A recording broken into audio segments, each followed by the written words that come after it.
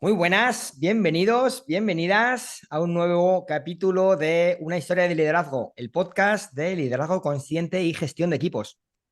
Hoy tenemos con nosotros esta semana a Emilio Arias. Emilio es un amigo y un auténtico líder que nos va a aportar una visión que seguramente muchos no esperáis o no esperabais cuando arrancabais a escuchar este podcast. Así que, en primer lugar, Emilio, bienvenido. Jorge, muchísimas gracias. Tú y yo somos amigos de hace ya casi 20 años, ¿eh? Nos conocemos desde hace mucho y es un auténtico placer y estoy súper contento de tenerte hoy aquí. Así que muchas gracias por aceptar la invitación. Y bueno, Te antes de agradezco la nada, oportunidad. para quien no te conozca, ¿quién es Emilio Arias? Preséntate. Sí, pues nada, me presento. Yo creo que, como decías tú, pues igual es un punto de vista que vamos a dar hoy un poco particular. Entonces te divido mi presentación en mi vida profesional y personal, como haría cualquier otro. Así que tengo 43 años, estoy casado con Elena. Es una tía estupenda que asume el sacrificio de estar casada con un oficial del ejército español, que no es poca cosa. Y luego tengo dos enanos, Sofía y Daniel, que pues bueno, son la alegría de la casa, como te puedes imaginar. Y como tú sabes, pues bueno, pues somos un buen equipo, escalamos juntos los cuatro y luego tenemos muchas dinámicas entre los cuatro, como te decía, como un equipo que son muy chulas, ¿no? Aprovechamos todas las noches para contarnos lo mejor y lo peor del día. Nos hablamos muy de tú a tú, ¿no? Y eso yo creo que eso es una buena lección para empezar, una buena lección de liderazgo que nos autoimponemos entre Elena y yo para crear un buen equipo, ¿no? Y luego en el plano profesional, pues como te he dicho, soy militar de carrera, ingresé en el año 2002 en la Academia General Militar y salí 5 años después como teniente de infantería del Ejército de Tierra, después de, pues lo digo, una dura oposición y 5 años de carrera. Me fui destinado a Córdoba, a una unidad mecanizada, y allí estuve unos 4 o 5 años y tuve la oportunidad, te destaco algunas de las cosas de mi vida militar que son las más interesantes para los oyentes, yo creo. Estuve desplegado en zona de operaciones en Líbano y tuve la oportunidad, y eso sí que fue un muy buen ejercicio de liderazgo, tuve la oportunidad de mandar un destacamento justo en la frontera entre Israel y Líbano, en un pueblo muy chiquitito, algo complicado, complejo, que se llama Kaferkela. Y ahí estábamos 80 militares en una situación pues de muy reducido espacio, durmiendo en camaretas de A8, y es complejo de aquellos o sea, militares que están separados de casa. Un año antes habían muerto 7 militares del mismo destacamento en el que yo estaba, con lo cual la situación era pues, esa situación de calma tensa en la que se encuentra esa zona del globo. Y me vino muy bien, me hizo crecer mucho, ¿no? Después de eso hice el curso superior de alta montaña, que lo sabes porque hemos tenido la suerte de escalar y de esquiar juntos más de una vez, y me fui a las unidades de montaña, me fui a un regimiento de cazadores de montaña y allí estuve mandando una compañía. Una compañía son en torno a 100 hombres. También tengo historias, imagínate, pues estar tirado en mitad de los Pirineos con lo complejo que puede ser eso, con 100 hombres en autosuficiencia, con lo que tiene encima la mochila, pues también me enseñó mucho y me ha hecho ser quien soy. De ahí salté a la unidad militar de emergencias por una cosa muy particular, como voluntario, como Emilio Arias, no como el comandante o el capitán Arias de aquel entonces. Con mi perrito me metí en un grupo de perros de salvamento y rescate en montaña, y eso me derivó en que me ofrecieron un puesto como jefe de una compañía de intervención en emergencias naturales, en la UME. También otra experiencia de la que me siento muy orgulloso, tuve la oportunidad de mandar un incendio muy grande en Gata en 2015, 2016, y después de eso, pues salté a la Guardia Real, a mandar una compañía de infantería, pero con especialidad en montaña, por eso me acogieron allí y también pasé un tiempo muy bonito. Y mis últimos 3 años pues he estado en un cuartel general en la brigada paracaidista. En estos 3 años, pues he tenido un cuartel general es un elemento de asesoramiento para un general. Una brigada son en torno a 3.000 hombres. Entonces el general que manda esa unidad, pues requiere, como cualquier gran empresa, de ciertos departamentos para gestionarle pues, las tareas de recursos humanos, de logística. Y entonces he estado encuadrado dentro de ese Estado Mayor y he tenido la suerte de mandar recursos humanos, relaciones institucionales y al final de mi etapa, el departamento de operaciones. Y ya termino diciéndote que en estos 3 años pues he desplegado en una misión internacional en Irak, en una coalición internacional liderada por Estados Unidos contra el Daesh en Siria y en Irak. Bueno, también en un cuartel general con mirada así un poco a futuro, ¿no? De estrategia y planes. Bueno, ese he sido yo, ¿no? Ese he sido yo durante estos años, pero si tengo que destacar algo es que siempre he intentado estar en contacto con la gente, ¿no? A mí lo que me ha gustado y he intentado ha sido alargar todo lo posible el mando, reducir mi tiempo de despacho y estar lo más posible cerca de las personas, que me da cierta legitimidad para hablar del liderazgo militar con toda la humildad del mundo, Jorge. Totalmente de acuerdo. Yo que te conozco en primera persona desde hace muchísimo tiempo. Y me gustaría además destacar que no solamente ejerces el liderazgo en tu trabajo, que evidentemente esta trayectoria no sería posible si no tuvieras esa capacidad de liderazgo, de inspiración, de que la gente confíe en ti, sino que además lo llevas a cualquier otro terreno de tu vida, porque como bien has comentado, en tu familia también tenéis muy claro cuáles son vuestros roles, ¿no? De padre, de madre, a la hora de crear equipo, a la hora de sentiros todos cómo vais en la misma dirección, ¿no? Y para mí eso es una de las grandes características que tiene el liderazgo. El liderazgo para mí no es algo de quita y pon, no es algo de, bueno, hoy soy un líder, mañana no, sino que quien lo lleva adentro, como lo llevas tú, lo puede expresar en diferentes áreas, ¿no? Y hablando de qué es el liderazgo para cada uno, nos explicarías qué es el liderazgo para ti después de esta dilatada trayectoria. Sí, claro, Jorge. Bueno, antes de nada, y lo comentaba contigo, me voy a intentar aislar de los conceptos de liderazgo desde el mundo empresarial, ¿no? He leído como todos, además, el otro día oía que es de las palabras más buscadas en Google, ¿no? El liderazgo, o sea, que evidentemente cualquiera está, la información está a acceso de todo el mundo, pero yo me voy a intentar aislar y te comentaba que creo que si algo puedo aportar, o sea, mi valor añadido a tu podcast, pues es esa visión un poco particular que tiene un militar, ¿no? Entonces, pues bueno, pues si te parece lo voy a hacer así y siempre va a ser desde el prisma de un militar. Me gusta mucho eso que has dicho porque has hablado algo, prácticamente has hablado de que es innato, ¿no? Probablemente no estés del todo de acuerdo con eso, pero has hablado de llevarlo dentro, ¿no? No quiero adelantar nada sobre mis opiniones sobre esto, pero bueno, es un término complicado, ¿no? El definir un líder es un término complicado. Y también sabes perfectamente, y bueno, y nuestros oyentes seguro que lo saben, que hay gente que considera que es invariable, ¿no? Las características del liderazgo valen en cualquier entorno, ¿no? Y yo tengo que decirte que desde mi punto de vista debería estar relacionado con tres realidades. Probablemente también estemos todos de acuerdo, ¿no? Con el entorno, con la organización en la que ejerce el liderazgo y con los subordinados, ¿no? Entonces, yo, mi propia definición, y como digo con toda la humildad y he estado pensando un poco cómo definirlo, pues sería que el líder es un componente del equipo, y digo así, un componente del equipo, porque claro, es clave, tal y como yo entiendo el liderazgo, un componente del equipo, de la unidad o del grupo, que por sus cualidades personales es capaz de motivar, alinear y guiar al equipo, a la unidad, para la consecución de un objetivo común o de la organización, ¿no? Esa sería mi definición. Pero si me permites, te digo una que me gustaría traer, que es del teniente general Francisco Pampols, que tiene una obra que se llama el arte del bien mandar, porque el bien mandar o el mandar para nosotros está muy relacionado con el liderazgo y es una obra muy interesante. Hay un podcast de Global Strategy que le entrevistan que es súper interesante, que os lo recomiendo. Y el general dice, la habilidad de algunas personas que dirigen equipos humanos con capacidad para influir en sus componentes de forma que trabajen cohesionados y con entusiasmo por un fin común y superior. Y me gusta mucho también, ¿no?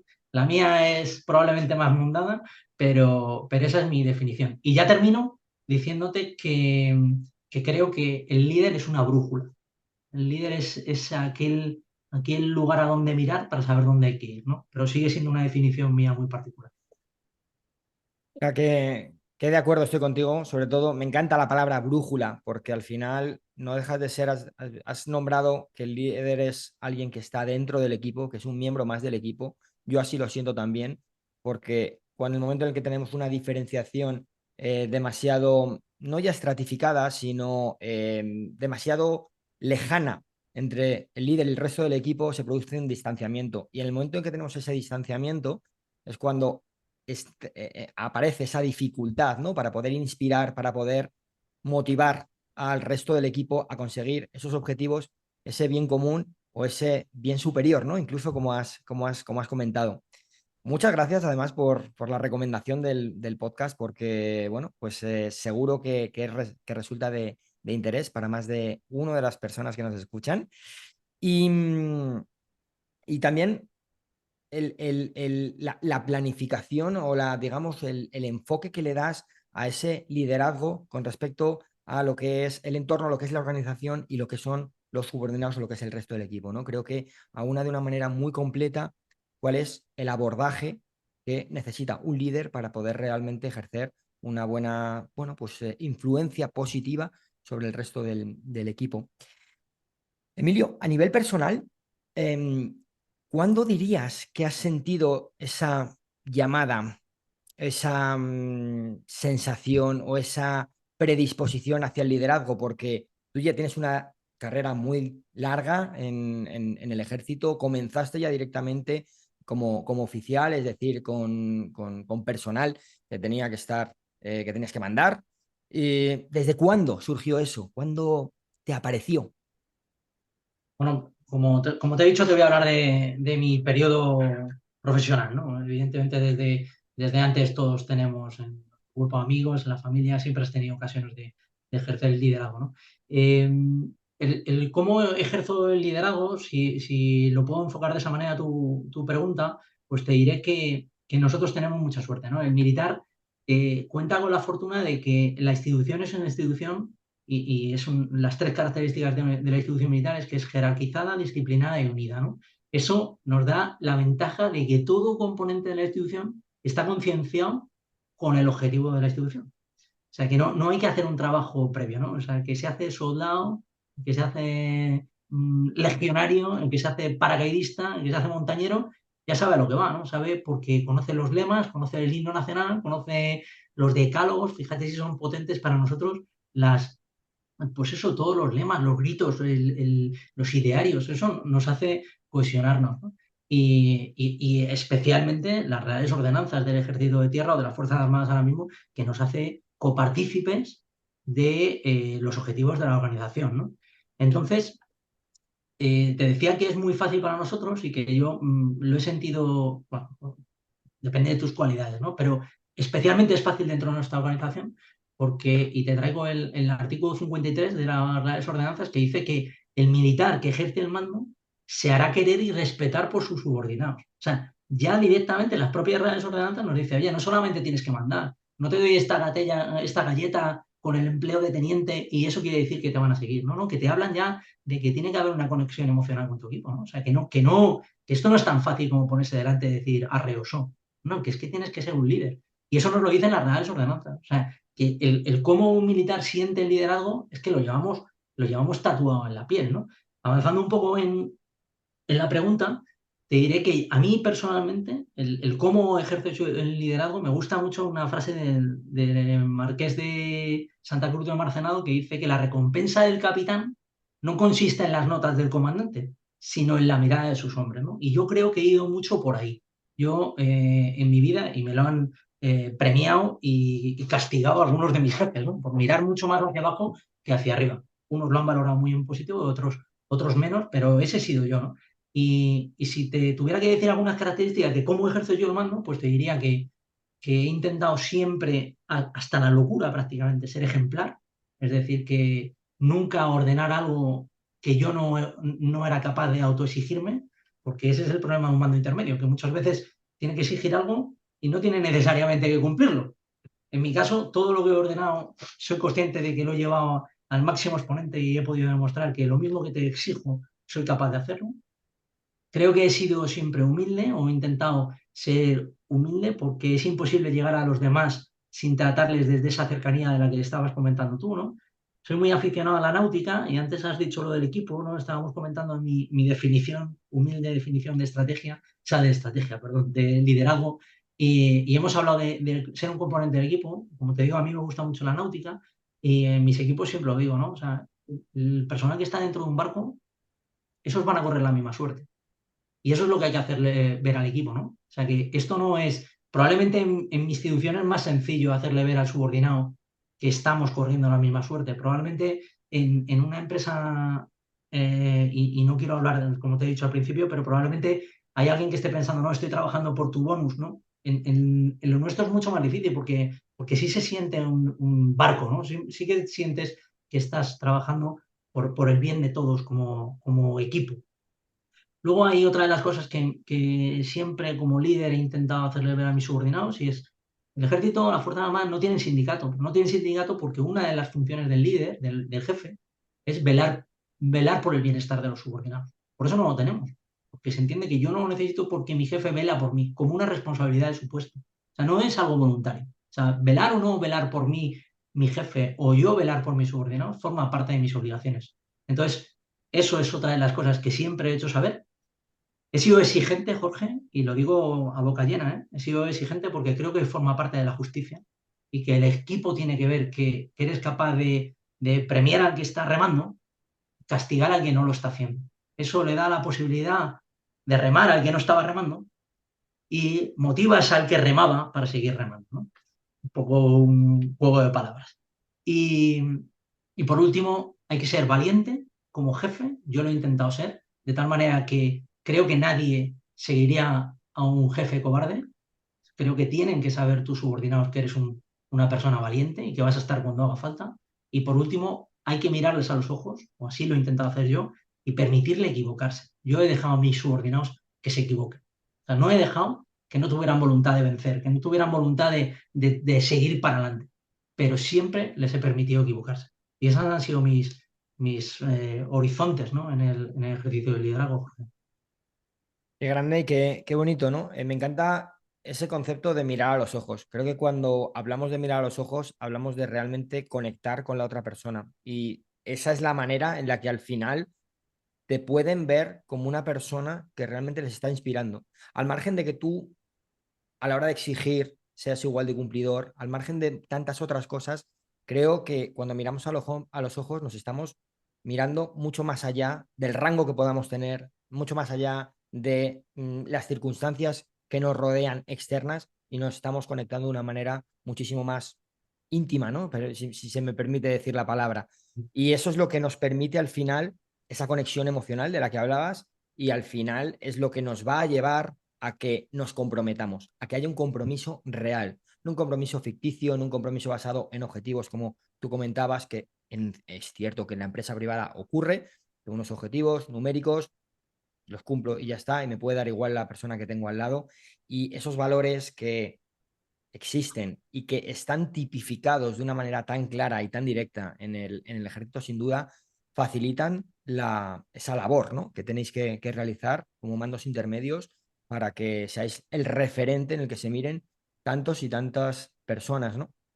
Porque al final entiendo que sois también la inspiración para que muchas otras personas quieran seguir vuestro propio camino, quieran seguir avanzando, quieran seguir creciendo y quieran seguir inspirando también y influyendo sobre el resto de sus compañeros y llevándoselo ya incluso fuera del trabajo, fuera del ejército, a su vida personal, ¿no? Sí, Qué está. bonito poder decir, mi jefe es la hostia. O sea, a mí me parece que eso es algo que cuesta mucho encontrarlo, pero sin duda me parece que es una de las claves, ¿no? Que podemos dar para a la hora de considerar el liderazgo un buen líder, ¿no? Mira, déjame que te diga una cosa. Yo, desde jovencito, ¿eh? Cuando en plena juventud la gente dudaba de qué era estar enamorado, ¿no? Yo lo tenía claro, me decía, yo sé perfectamente lo que es estar enamorado. Estar enamorado es cuando miras a alguien y la admiras de verdad, ¿no? Y yo relaciono mucho, y fíjate que no tenía pensado hablar de esto contigo, pero me ha venido muy bien porque hay algo de eso en el liderazgo, ¿no? Yo creo que al final tienes que conseguir enamorar a tu subordinado. que no a todos ni a toda costa, porque creo que no nos debemos de equivocar de que cada uno en su lugar, que los objetivos de la institución, evidentemente, yo los tengo más cercanos que el escalón subordinado a mí, pero creo que es necesario eh, luchar por enamorar a nuestros subordinados, para que te miren con esa admiración de la que tú hablas. Y yo creo que ha sido un muy buen comentario por tu parte, ¿eh? Porque es así, hay un punto de eso, de la admiración hacia tu jefe. Sí, totalmente. También lo veo así y mira, gracias por compartirnos esa anécdota personal, porque bueno, pues sin duda también sirve mucho para que desde tu posición podamos ver aún más a la persona que hay ahí detrás. Así que muchas gracias, de verdad. Bueno, Emilio, ¿qué dirías? Hemos tocado distintos puntos, pero ¿qué dirías que es lo que puede ser más determinante de todas estas características?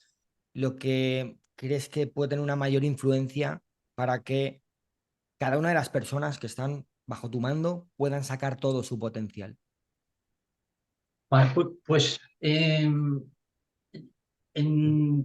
que ser capaz de diferenciar en qué entorno estás, ¿no? Para mí no es lo mismo cuando estaba de teniente en una sección de 30 chavales con 18 o 20 años, que posteriormente cuando estaba de capitán y mi esfera de control eran 5 tenientes oficiales ya licenciados también, y con otros intereses y planteamientos de la vida, o ahora en un estado mayor en el que mi jefe era un teniente coronel y mis subordinados estaban prácticamente al mismo nivel hablo en la dificultad de las tareas que hacen, ¿no?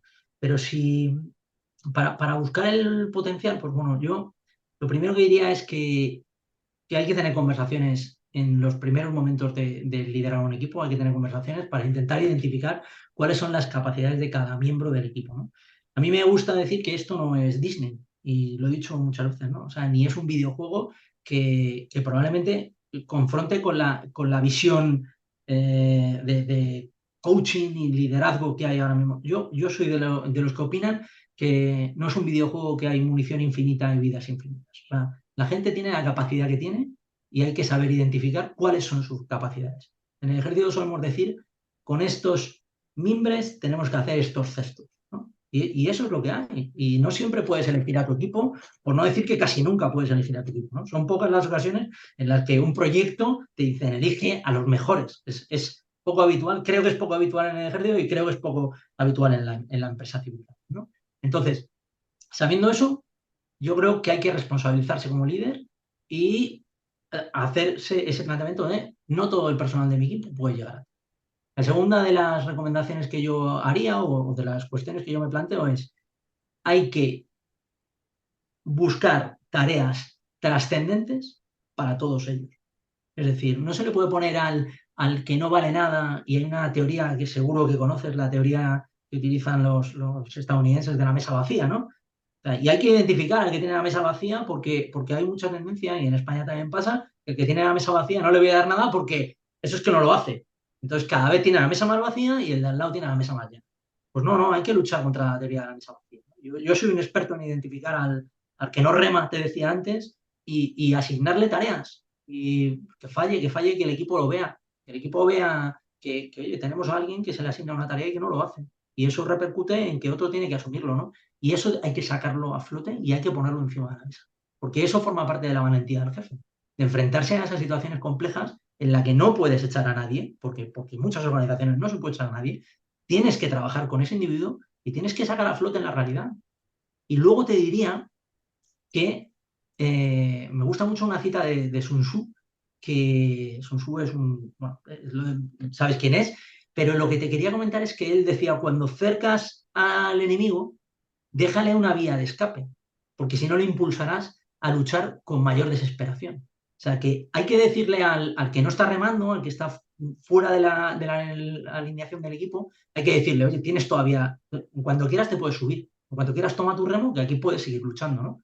Entonces, yo creo que, como te decía, eh, hablar con ellos para ver sus capacidades, darles tareas trascendentes, darles objetivos definidos y alcanzables, y luego, el más importante, que era el que te quería hablar, es nosotros hablamos del Mission Command, que seguro que has leído sobre eso, ¿no? que es el propósito, o sea, el mando orientado al propósito. Eso quiere decir que hay que mirar a la gente y hay que contarles, o sea, la necesidad de conocer de tu equipo es máxima. Hay que contarle todo lo que sepas a tu equipo. ¿Para qué? Para que cuando tú no estés, para cuando estén en este entorno tan rápido en el que nos movemos, ¿no? Ahora se llamaba el entorno VUCA, ¿no? Volátil, incierto, complejo y ambiguo.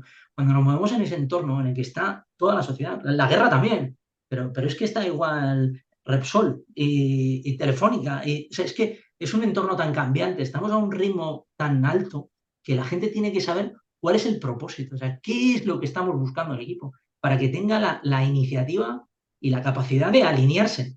Entonces, hay que hablarles. Y luego, y hablando sobre eso, yo te diría que creo que es interesante, y esto lo hacen mucho las nuevas técnicas Agile, ¿no? Lo del daily, las reuniones diarias, ¿no? Yo creo que es fundamental. Nosotros lo hacemos desde hace muchísimos años, ¿no?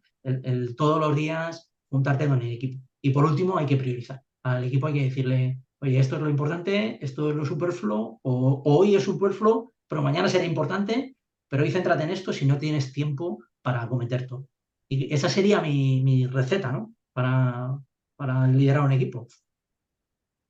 Me encanta, la verdad que me encanta porque la transferencia que vemos entre el entorno militar y el entorno civil, muchas veces podemos pensar que es mucho más lejana, pero no es así. Realmente, conceptos como el que tú has comentado, ¿no? De la mesa vacía o el encontrar cuáles son las tareas que puede realizar una persona que a priori podemos estar pensando que no sirve, que no vale, que lo único que nos va a dar es más trabajo. Encontrar ese punto de motivación, encontrar ese punto en el que esa persona se sienta útil y que sea capaz de responsabilizarse de su utilidad ante el resto del equipo, me parece que es muy importante. Es verdad que a lo mejor en la empresa privada podemos pensar que es más fácil, bueno, deshacerse de una persona, despedirla, cambiar, pero también creo que cuando huyes de un problema es probable que te lo vuelvas a encontrar. Con lo cual, si no has sido capaz de encontrar aquello que puede motivar a esa persona, que puede hacer que esa persona despunte, que encuentre su sitio dentro del equipo, ¿qué te garantiza que viniendo otra persona lo vas a conseguir? Porque es probable que venga el mismo perfil. O sea que al final la responsabilidad recae mucho también sobre el líder. Y la importancia también, como tú decías, de que todos sean capaces de asumir cuáles son sus roles y que los sepan identificar y que los sepan defender. Es decir, no se trata simplemente de yo hago mi trabajo, estoy aislado y ya está. No, no, se trata de que el equipo es un todo. Y cuanta mayor transparencia, en cuanta mayor comunicación, en cuanto a los objetivos, pero también en cuanto a lo que está pasando dentro del equipo, es mucho más sencillo que haya un grado mayor de cohesión. Porque muchas veces no encontramos esa cohesión, no conseguimos llegar a ese punto. Y si no hay una comunicación, si no hay una conversación que a veces puede ser incómoda o muy incómoda en determinadas situaciones, Ahí está la valentía, ahí está la valentía. efectivamente, esa es la valentía de poder decir, mira, esto no me ha gustado, no estoy de acuerdo con esto, el equipo se está perjudicando por esa parte. Y cuando tienes que tomar muchas veces decisiones que pueden no ser agradables para ciertas personas, al final, si lo estás haciendo pensando en el equipo, es un bien mayor, es un objetivo mayor que simplemente el hecho de querer castigar, que es lo que aparentemente podemos estar viendo, ¿no? Así que muy alineado, yo creo, y muy parecido el planteamiento que podemos ver, tú lo has dicho, en grandes multinacionales bueno, pues con el mundo militar y sobre todo porque creo que también lleva muchísima ventaja en cuanto a lo que es el liderazgo, que tú lo comentabas anteriormente, en cuanto a cómo hacer que las personas funcionen de una determinada manera, cómo hacer que los equipos se puedan establecer y en circunstancias totalmente críticas, totalmente extremas, que no exista esa debilidad y cada uno sepa lo que tiene que hacer. Bueno, es que nosotros, o sea, es que ese es nuestro entorno, ¿no? Y al final hay que entender que el liderazgo en las Fuerzas Armadas que está preparado para luchar, ¿no? Tú fíjate hasta qué punto tienes que haber enamorado a tu subordinado para que el día que haga falta de verdad, para el día que España requiera que sus Fuerzas Armadas estén dispuestos a morir, pongan su vida por encima de todo. Y eso sí que hace falta que sean equipos cohesionados. Eso quiere decir que no es lo mismo, y vuelvo al principio del todo de nuestra conversación, no es lo mismo el liderazgo que requiere el director de una orquesta que el que requiere el sargento de un pelotón de la brigada paracaidista.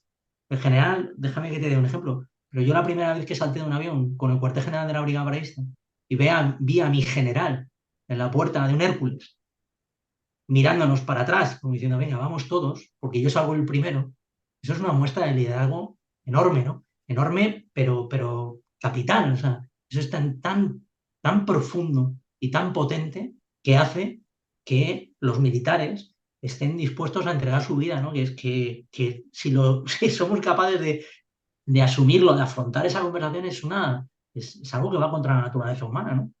Pero todo lo que te decía, los lemas, las reales ordenanzas, los gritos, los banderines, todo eso constata, o eso, mejor dicho, eso ha provocado que a lo largo de los años se haya gestado un liderazgo tan potente que estas instituciones sean capaces de tener auténticas máquinas para la defensa del territorio, ¿no? Para la defensa nacional, me refiero.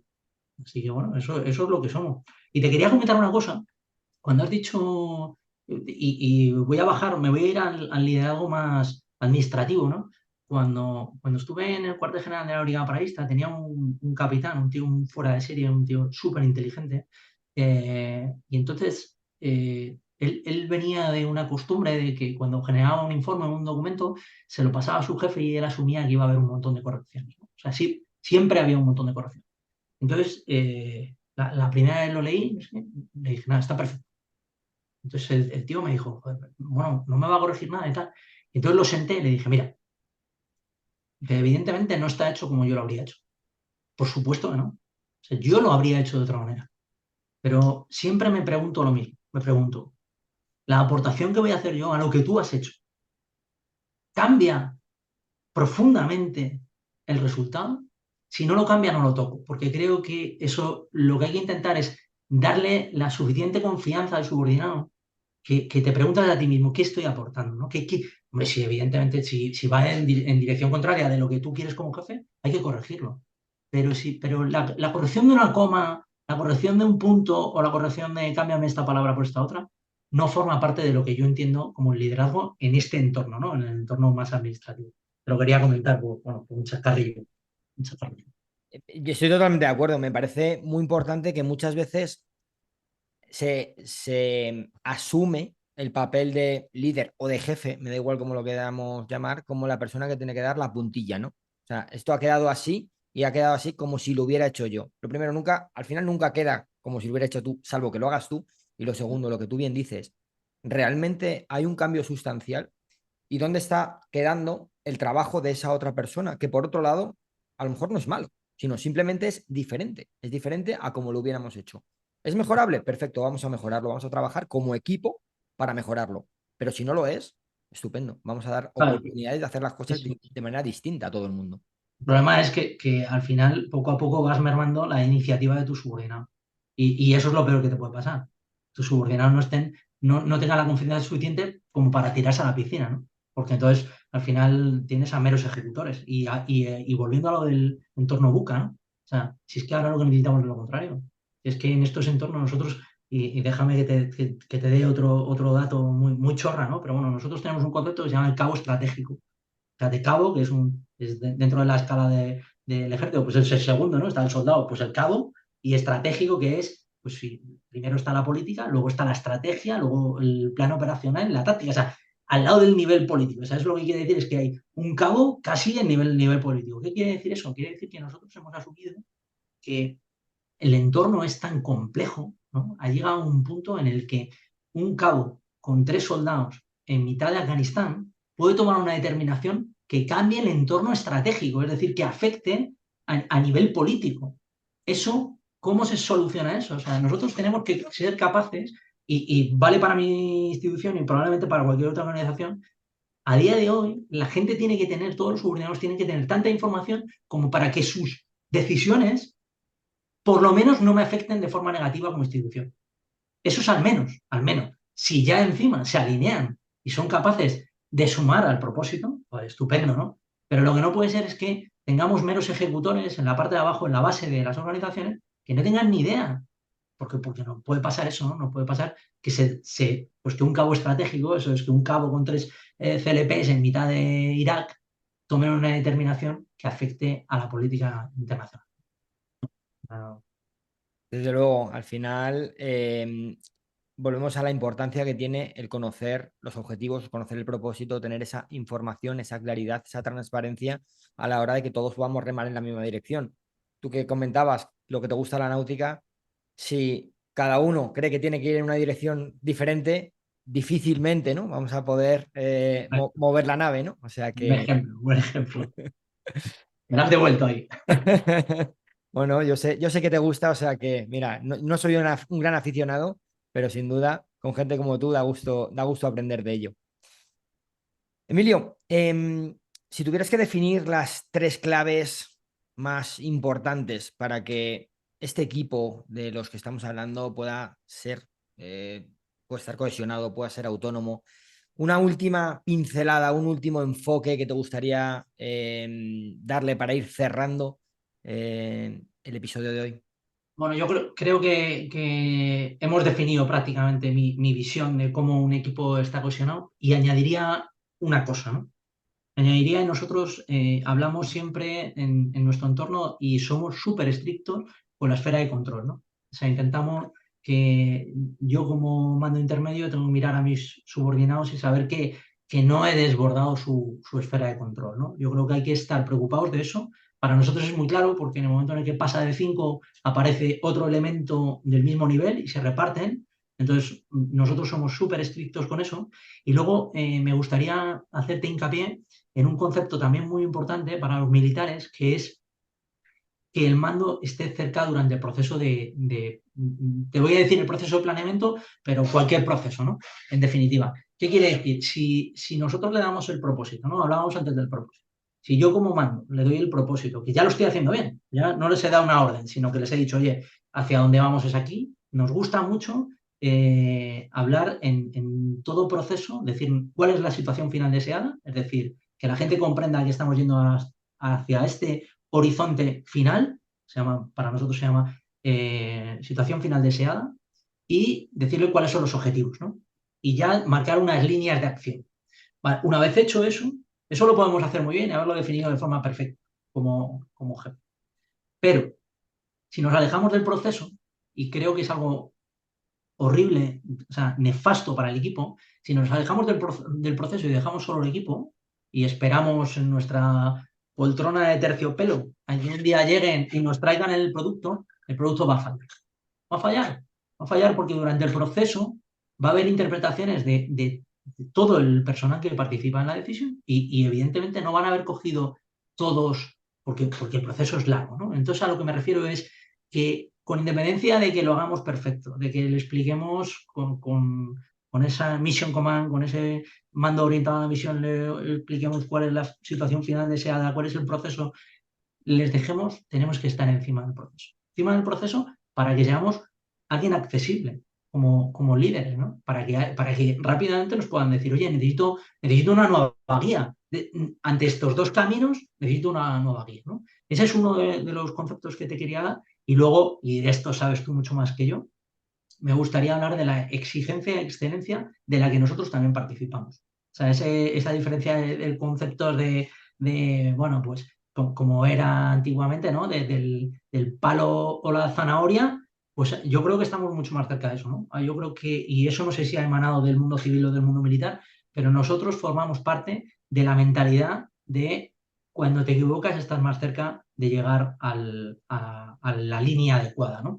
Y a mí me encanta en mi equipo mostrarles eso, ¿no? Mostrarles que el proceso está lleno de errores y que tenemos que ser capaces de, cada vez que nos equivocamos, no montar una fiesta, pero casi sí, porque efectivamente hemos eliminado uno de los caminos que van a ir al error, ¿no? Entonces, pues bueno, pues al final prácticamente volvería a la confianza hacia el equipo, como te estaba diciendo, ¿no? Cercanía, confianza, transparencia, esas serían tal vez las claves de mi forma de intentar liderar a un equipo.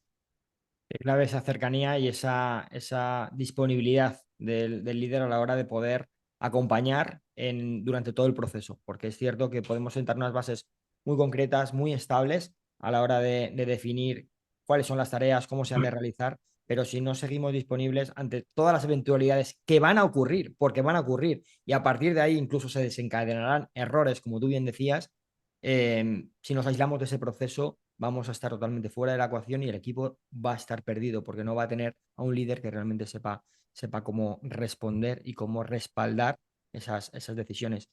Y una vez más, me encanta el enfoque que haces acerca del error, de la equivocación, porque yo lo comparto plenamente, no solamente en entornos laborales, en entornos empresariales, sino incluso de la educación de mis hijos, ¿no? El decir, equivócate, Estoy equivócate, hay contigo. margen para equivocarte. Evidentemente, vamos a dar un marco de equivocación, como tú bien dices, ¿no? Que no vaya en contra de los objetivos de nuestra organización, pero bueno, vamos a dar un margen de libertad para que ahí se pueda jugar, se pueda explorar y se pueda avanzar, ¿no? Así Yo no sé qué que me ha pasado con eso. Yo les llevo diciendo desde pequeños a los niños, tú puedes con todo, no sé por dónde me saldrá el día de mañana.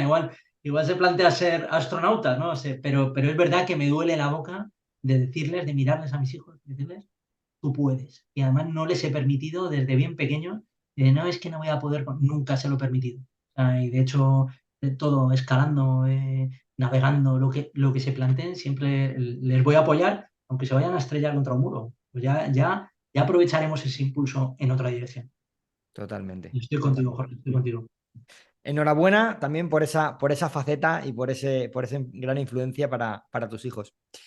Bueno, como sabes, Emilio, la forma en la que me gusta terminar el podcast es siempre con una recomendación que nos hagas tú a nosotros o que me lances sobre una persona que creas que puede aportar, que te gustaría que invitara al podcast.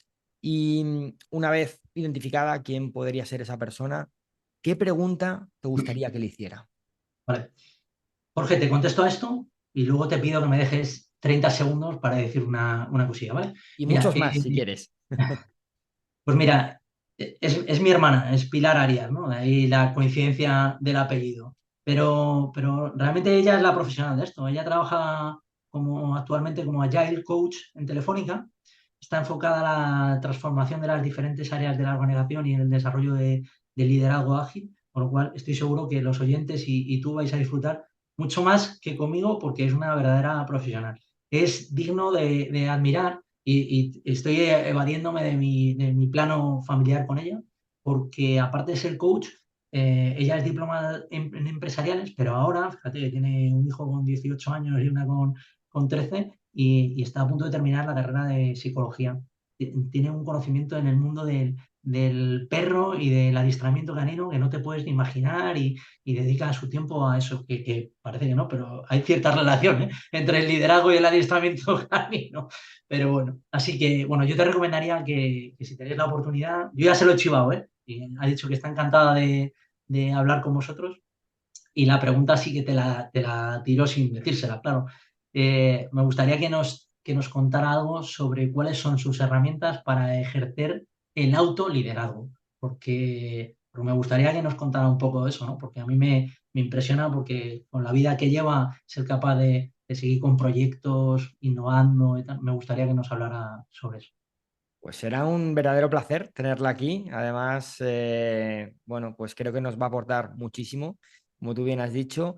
Y sobre todo, destacar también la pregunta que le lanzas, porque creo que el autoliderazgo comienza por ese autoliderazgo, ¿no?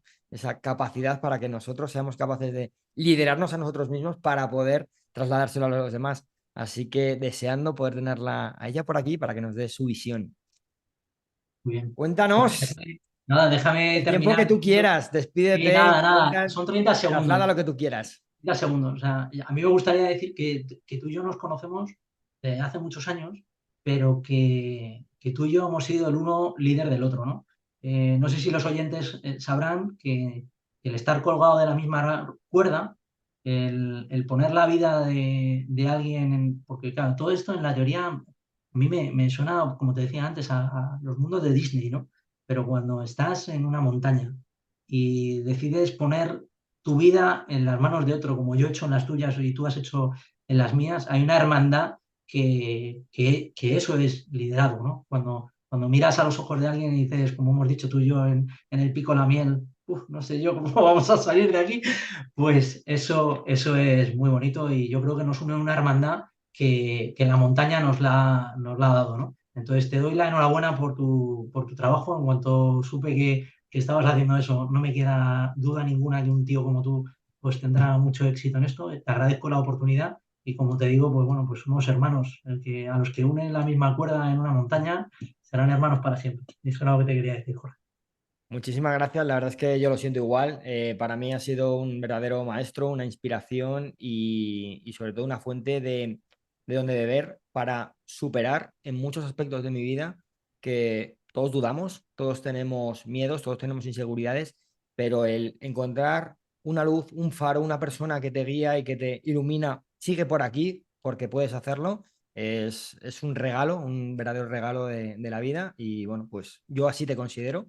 Así que muchísimas gracias, Emilio. Muchas gracias por tus palabras, por Un honor para mí. todo lo que nos has aportado, porque sin duda liderazgo y entorno militar no pueden estar separados y agradezco muchísimo que nos hayas aportado hoy tu visión, porque es una visión que seguro que para muchísima gente está muy lejana de lo que puede ser su día a día.